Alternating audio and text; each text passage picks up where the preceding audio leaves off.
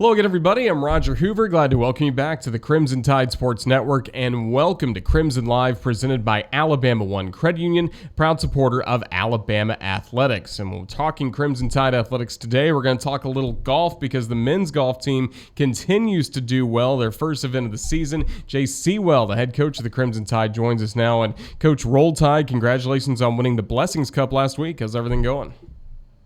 Great, Roger. Thank you. First, Roll Tide. We're very excited about what the guys did, and it's great to talk with you about our guys, our team, and Alabama golf.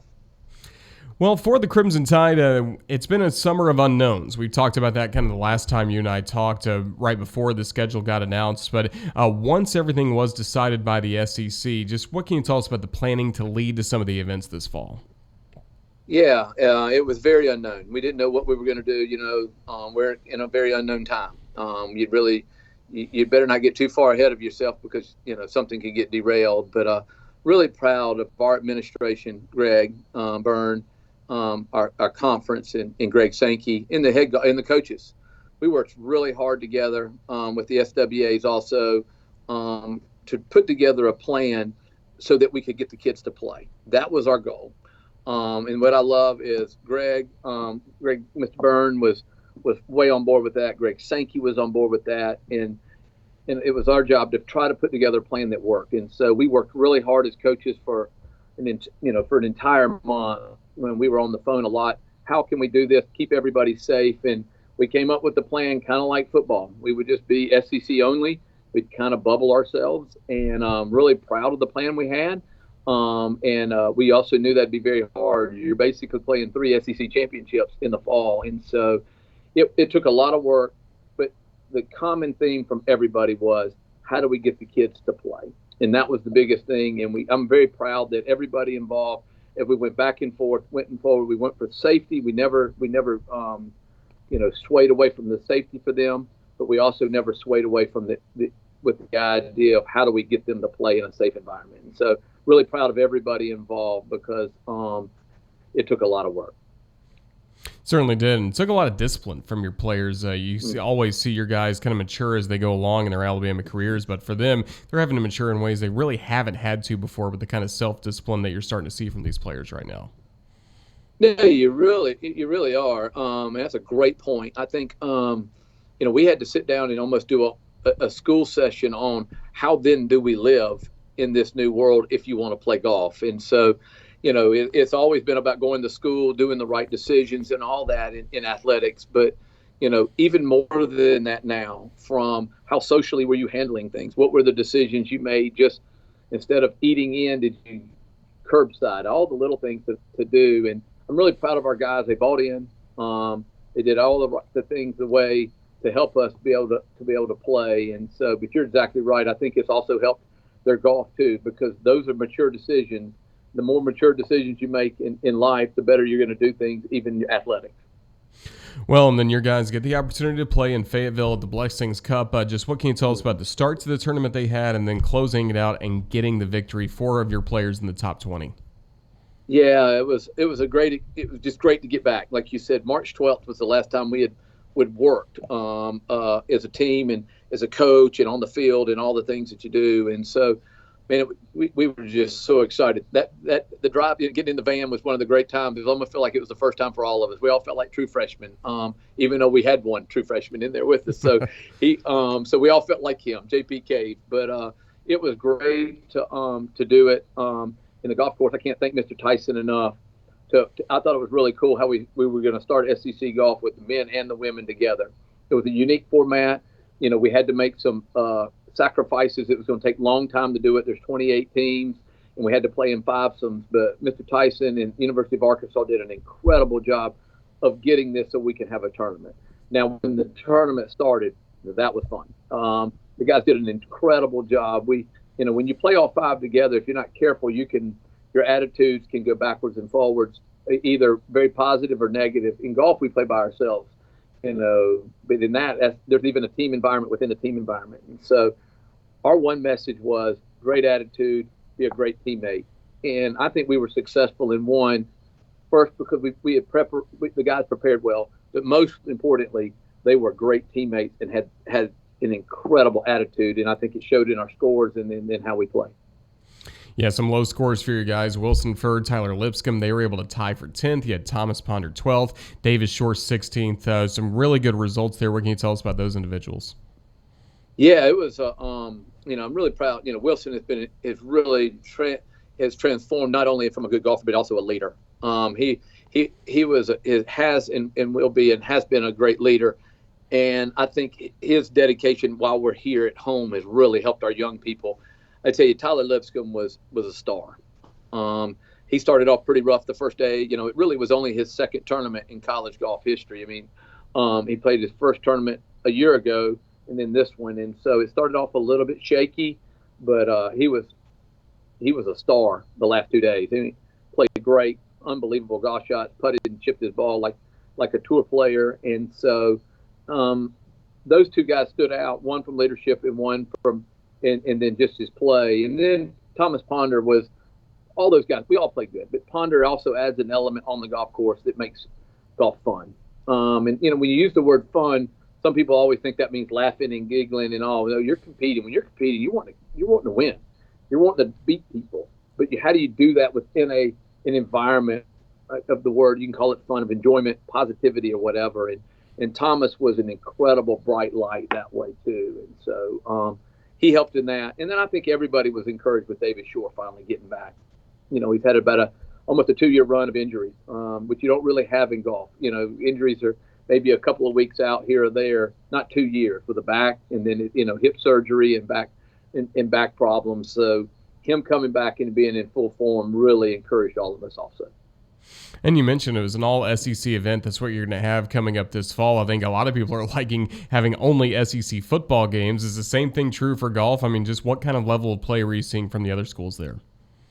Well, it's unbelievable. We came back home and we had our meeting after the tournament, and I told them, and I said I really wanted them to not pat themselves on the back, but let them know what they just did. We've won 5 SECs in the history of the University of Alabama's, and we just did that. Meaning that's the only time we've ever played all 5 teams. I'm hearing the SEC football is almost like an NFL schedule now. SEC golf is literally an SEC championship every week, and we got great teams. And for our guys to go and to do what they did against that talent and everybody over those 3 rounds on that hard of a golf course with TV and all that goes with it, I told them, I said, it was a big deal, and I want to make sure y'all know that we'll grow from it. Now, we start at 0, and we do all the things the coach said, but I did want them to know how big of an accomplishment they had. And is that a big confidence boost getting ready for what's next? We're getting to see a tournament per month, and next up, you guys will go to Vanderbilt's tournament coming up in Nashville at the end of October. Yeah, it'll be a different type. We have 3 tournaments. Next one is at Nashville, and then we'll host one in Birmingham in November. A couple of things. We wanted to make sure the safety, so we got tested immediately when we got back. We were all negative, so that was great. So we didn't catch anything while we were in Arkansas, and now we'll spend the next couple of weeks trying to make sure we're good, re-prepare, and get ready for a different style of golf course with a different format. Meaning we're not all 5 playing together. We'll do it more traditional in Nashville, and so it's hard not to get energized to play the game anyway, and it's really hard not to get energized playing against SECs, and it's really hard not to get energized because we haven't really done it since March. So it's been fun to prepare, and so we've hit the ground running today. We enjoyed last week. We got home, we got back, we did all the safety protocols. Now we started the day with one mindset: 0. How do we get ready to be as good as we were in Nashville? And what can you tell us about the tournament that Alabama is hosting coming up November 9th to the 10th, the Jerry Pate Intercollegiate? Yeah, Mr. Pate's done this for 32 years. He's been an incredible alumni, and has lent his name to a tournament that for the University of Alabama, like I said, for 32 years. He started with his old coach Conrad Railing, and when we made this decision to go all SEC, we had to move into November, which takes a lot of work. We had to get the golf course again, and then we had to be able to do all SEC teams. Mr. Pate was willing to do all of that with Old Overton, and so I can't thank them enough to be able to do that. I'm excited that we get to host in Birmingham. I'm hoping we're going to be able to have some people come out and watch. We'll do some of the safety protocols that you need to do there. But we're hoping that we're bringing the SEC championship caliber golf to Birmingham in November. And so at Old Overton, which just did some renovations, and so it'd be really their first chance to kind of show off their new renovations of a golf course. And so I'm excited for our team. I'm excited for our school. I'm excited for Mr. Pate. I'm excited for Birmingham. I'm excited for all the people who pull for us, because it does give them a chance to see us in that setting, which they rarely get to see. Jerry Pate, a great Alabama alum. Speaking of that, how about Justin Thomas? He was in town for the Texas A&M football game. Did you get to see him? I didn't. We left that morning. We texted each other.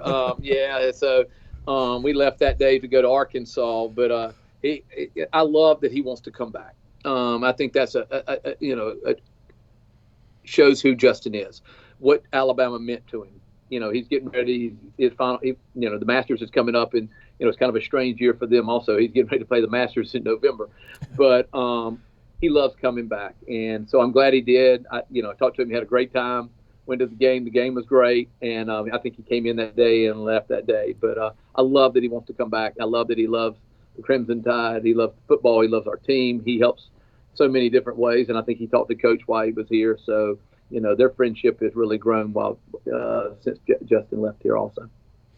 That's really cool to see for a former Tide golfer. And then yesterday, kept getting more good news for you guys. Another milkshake for you, thanks to Trey Mullins. He's able to win at the Orange County National Championship on the Corn Ferry Tour. What a finish he had, too, birdieing 2 of the last 3 holes to win by a stroke. Yeah, I'm so happy for Trey. Trey's been through a whole lot. He got injured last year. He got hit in the head by a golf ball, believe it or not, at a pro-am, and couldn't play golf for 7 months. Had a concussion, and some of our bodies just handle concussions differently. And he had to shut himself down from golf, and so never really lost his card. And so he didn't turn bitter. He just went back to work. And I've known Trey and I are very close, and I still see him a great deal. And so I'm thankful that I have seen what he's had to go through. And he still comes out here at least once a month and practices. And so talked to him last night. You could hear his voice, and he was getting a milkshake, and I didn't mind. I'm kind of cut sugar down. I've lost a little bit of weight, but it was a good week to have 2 milkshakes this week, one for our team and one for him. Well, we're certainly glad to hear you've been continuing the milkshakes. It looks like all the players as well enjoyed their milkshake after winning last week at the Blessings Cup. Oh yeah, we went straight to it doesn't matter. We went straight to an ice cream place. I guess I'm not supposed to promote anything. Right. We went straight to an ice cream place, and I get chocolate. It tastes like a winner. And the boys were lined up, and it's become a tradition, and I love that it is. It's kind of fun to watch them. I will tell you this: it is always the best tasted milkshake after winning. I can promise you that. Well, no doubt. Well, we hope you get to have that again coming up in Nashville and then at home when Alabama's hosting the Jerry Pate Intercollegiate in a few weeks. But, Coach, this has been a blast to catch up. Congratulations on the success not only of your current program but of Tide alums. Everything is clicking right now for Alabama golf. So thank you for your time and joining us today on the network. Thank you, Roger. Thank you, and Roll Tide, and congrats to you on your new marriage. As we talked about earlier, that's awesome. So I don't know if I'm supposed to say that live, but we just did. So there you go. Happy for you too, buddy. Get you a milkshake for that. Let me let you know there's no better winning than getting married. There you go. That sounds good. Next time I'm down, we had our honeymoon at Kiowa Island. I didn't get to play the ocean course. Next time I'm there, though, I will, though. So we had a great time. Thank you, though. Yeah, you don't play golf on your honeymoon, right? But you can play golf on your anniversary. There you go. Yeah, I'm starting off as a good husband now, right? That a boy, you're thinking. That a boy. All right. Well, thank you, Coach. Roll Tide. We'll see you. Roll Tide. Thank you, Roger. All right, that's head coach Jay Seawell of the Alabama men's golf team. Thanks for watching the Crimson Tide Sports Network.